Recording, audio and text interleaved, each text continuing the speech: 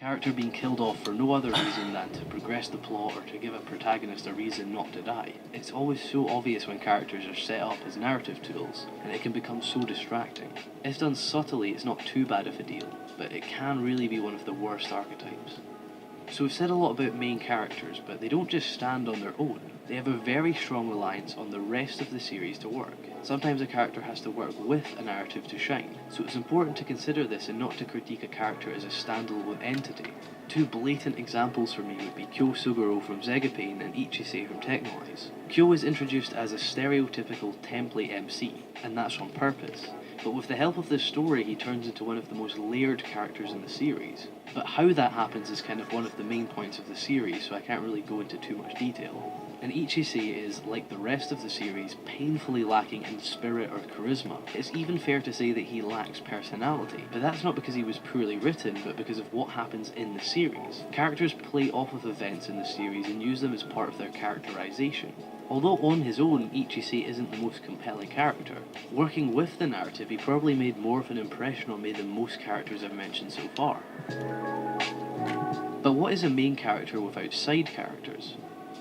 I feel as if they're equally important and can be equally good or bad. Obviously, side characters, as their name suggests, get less focus than the main characters, but that's just all the more reason to make sure that any focus they do receive is positive. I say one of the most valuable things a side character can offer is exploration of different aspects of the story.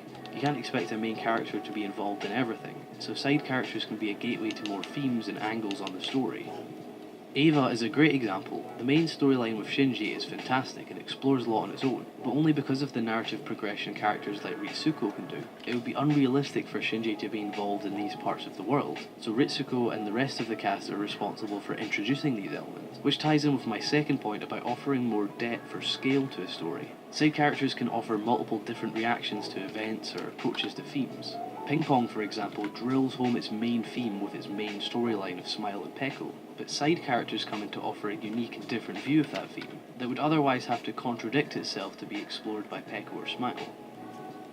So as you can tell, characters are a lot more complex than how they're normally critiqued. It's safe to say that a lot more analysis has to go into a character than just saying they weren't developed enough or they were too dull.